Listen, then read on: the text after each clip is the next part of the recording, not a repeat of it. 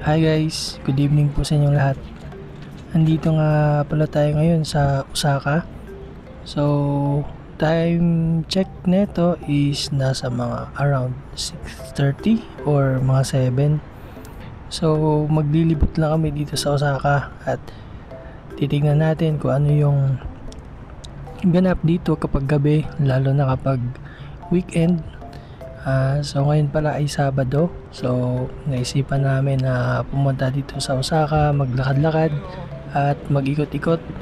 So ang temperature nga pala ngayon dito is nasa mga 7 to 10 yung temperature. So mababa na. So napakalabig na siya. So makikita nyo, naka winter jacket na kami kasi nga malamig na lalo na sa gabi. So, ayun. Tapos mahangin pa, kaya mas nadadagdagan yung lamig kapag gabi, no? So, ayan ngayon, samahan nyo kami dito, mag-ikot-ikot dito sa Osaka. So, tingnan natin kung ano yung life dito tuwing gabi. Kaya tara, let's go, mag-ikot-ikot tayo.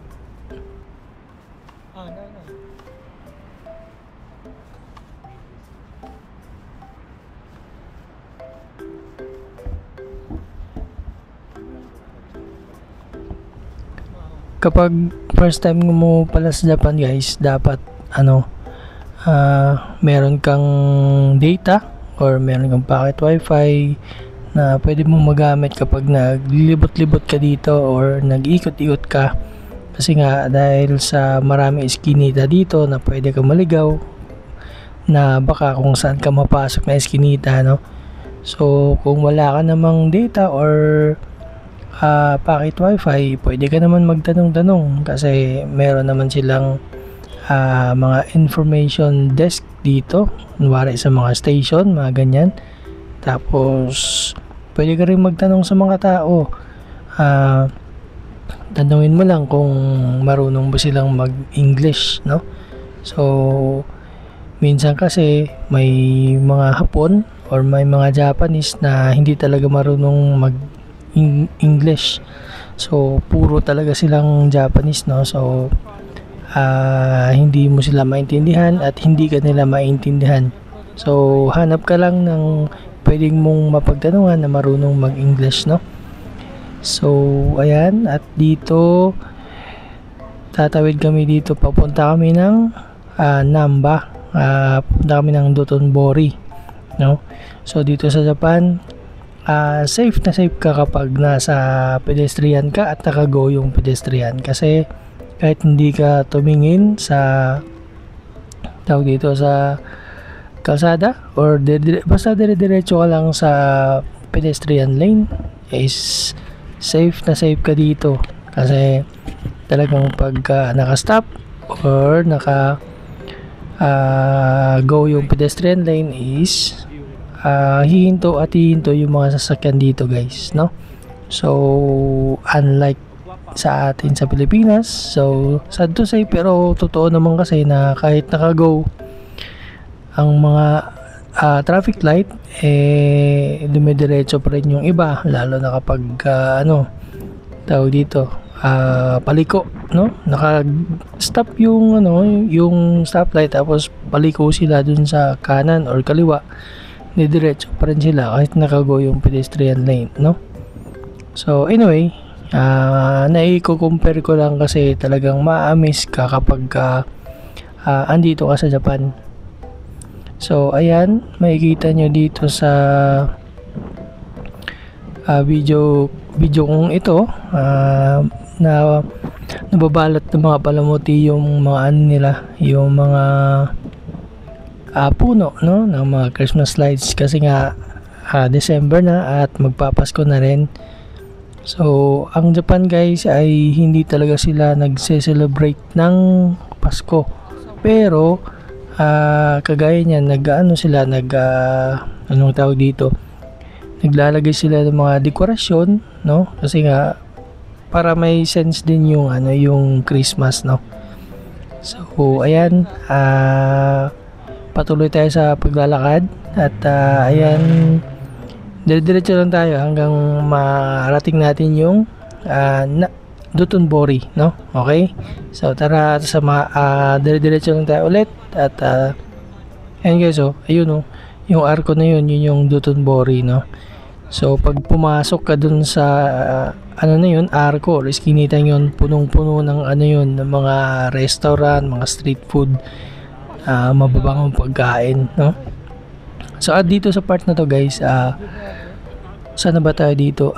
Dito na tayo sa may ano, yung sikat na street din dito sa Osaka. Namba Street ba yun? So basta ito yung street na dinarayo talaga ng mga anong tawag dito, mga turista, no? Dahil sa sikat na lugar na ito, dahil sa mga yun, no, makukulay at napakaliwanag ng mga billboard. So ayan, makikita nyo sa video, hindi lang talaga masyadong kita kasi yung GoPro yung gamit ko dyan. So yung part na yan, nagbibideo ako sa cellphone ko. At ayun, daming tao guys, lalo na ngayon pag weekend.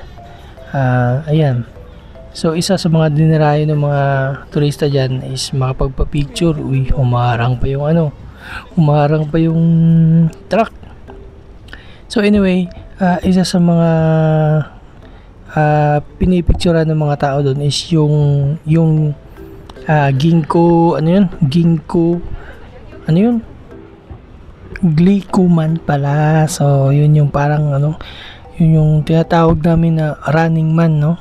Yung parang tao na tumatakbo na nasa billboard, no? So isa yung sa attraction dito sa Osaka, no? Na kapag nakapagpa-picture ka doon is meaning nasa Osaka ka, nasa Namba ka, no?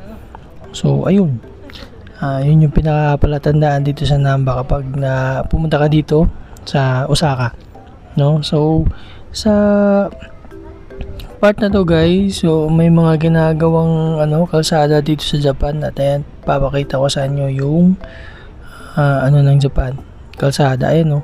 Tapos makikita nyo yung mga ano, mga puno, ayun, no? Yun yung mga autumn trees, no? Yung makukulay na hindi naman siya makukulay, isa lang pala yung kulay niya na yellow, no? So yan yung autumn trees, no, na kumukulay yung mga dahon kapag autumn, no? So ayan, diretso lang tayo at malapit na tayo sa pupuntahan natin. At pagkatapos natin dito ay titingnan namin kung dito na ba kami kakain or sa bahay na lang, no? So depende pa kung ano, kung magutom kami dito na lang kami kakain or sa bahay na lang kapag kaya pa. So ayan, no, ayun yung mga puno guys, ayun, no, kitang-kita nyo na may mga makukulay yung ano, yung mga dahon nila. So ayan, isa din yan sa attraction dito sa Japan kapag autumn season. So isa yan sa puno na yan. At ang ibang puno pa na iba yung kulay, yung ano, antaw dito, yung red, no? Red yung kulay nung dahon na yun. So meron ding ano, yellow din, parehas ng puno nung isa, nung red yung kulay, pero yellow yung kulay ng ano, ng dahon niya, pero same lang sila ng puno, no? At yung dahon na yun is yung parang dahon ng ano, yung parang dahon ng marijuana. So yun yung ano, hugis ng dahon na yun, ng autumn tree na yun.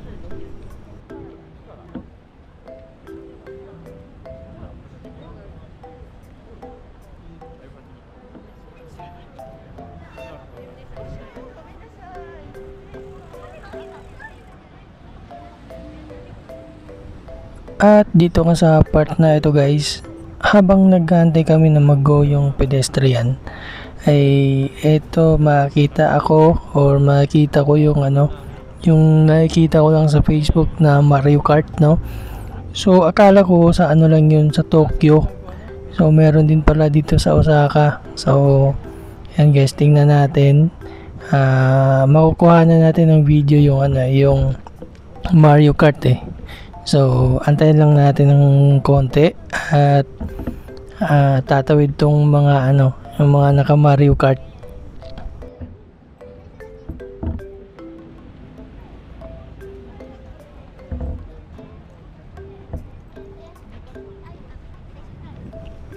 Ay, hindi pa pala dito sa street na to yung nakita namin ng Mario Kart, guys. So sa kabilang street pa pala. So ayan, dire-diretso ulit tayo sa paglalakad. At dito sa bandang part na to, may pedestrian ulit dito. At dito natin makikita yung Mario Kart. So antayin lang natin.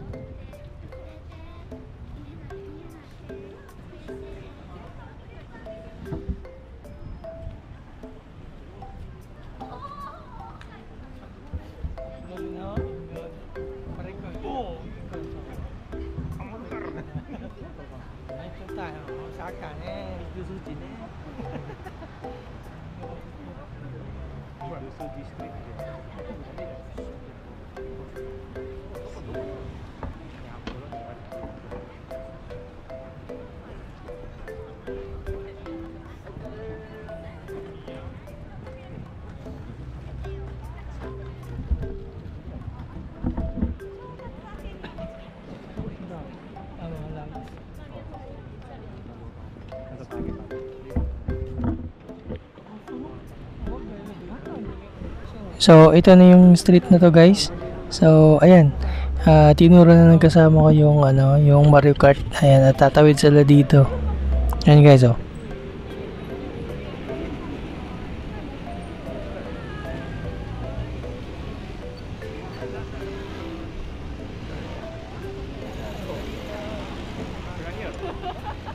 Eh, ang cute ng mga Mario Kart.